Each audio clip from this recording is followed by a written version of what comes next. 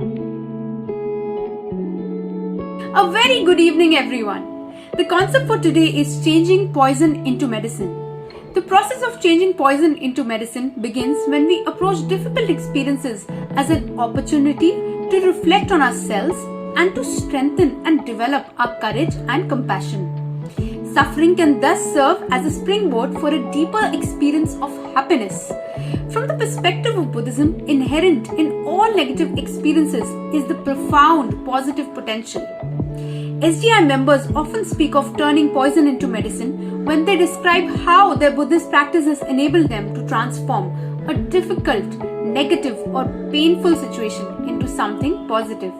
In its most fundamental sense, changing poison into medicine refers to the transformation of deluded impulses into enlightenment. The treatise on the great perfection of wisdom attributed to 3rd century Indian Buddhist philosopher Nagarjuna compares the Lotus Sutra to a great physician who changes poison into medicine. This is because the Lotus Sutra opens the possibility of enlightenment to people whose arrogance and complacency had caused them to scorch the seeds of Buddhahood. In earlier sutras, such people had been condemned as being incapable of becoming Buddhas. An important implication of this principle thus is that there is no one who is beyond redemption. In his writing on first hearing the teaching of the Supreme Vehicle, Nichiren develops this idea, stating that by using the power of the mystic law of Nammyoho Renge Kyo, one can transform the 3 parts of the deluded impulses, karma and suffering, into the 3 virtues of the Buddha, that is, the dharma body, wisdom, and emancipation. This can be understood to mean that any unfavorable situation can be changed into a source of value. More fundamentally, it is by challenging and overcoming painful circumstances that we grow as human beings. How we respond to life's inevitable sufferings is the key. Negative, painful experiences are often necessary to motivate us. One Buddhist scripture describes illness as awakening the desire to seek the truth. Likewise, people have been inspired to a lifetime commitment to peace and justice by their experience of war and injustice. The process of changing poison into medicine begins when we approach difficult experiences as an opportunity to reflect on ourselves and to strengthen and develop our courage and compassion. The more we are able to do this, the more we are able to grow in vitality and wisdom and realize a true expansive state of life.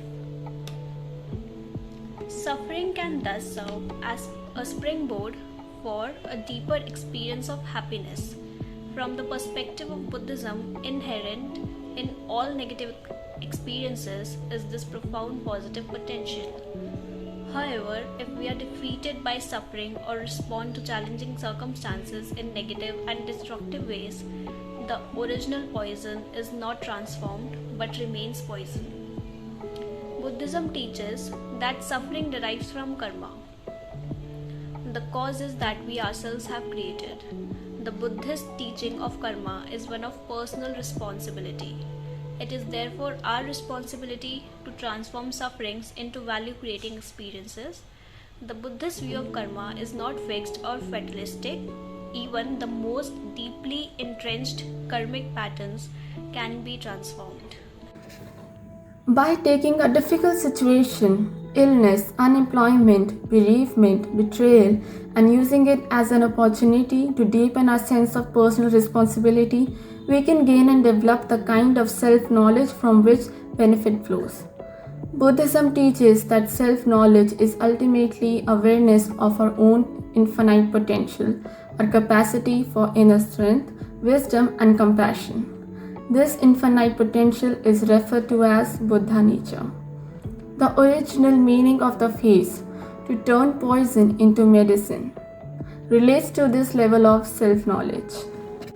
In In the Belief and Understanding chapter of the Lotus Sutra, Subhuti and others of the Buddha's long-time disciples respond to the prophecy that other disciple Shariputra will attain the ultimate enlightenment. The disciple admit that they had long ago given up on becoming Buddhas themselves, but that on hearing the teaching of the Lotus Sutra, they re-announce their earlier stance of resignation and spiritual laziness. I quote, "Their minds were moved as seldom before and danced for joy." I unquote. Nagarjuna and Tiantai therefore compared the Buddha to a good doctor capable of turning poison, the laziness and resignation of aged people, into medicine, a sincere aspiration for the ultimate enlightenment of Buddhahood. This teaching of the possibility of profound transformation makes Buddhism a deeply optimistic philosophy. This optimism propels Buddhists as they seek to transform the negative and destructive tendencies within their lives as well those in society and the world at large.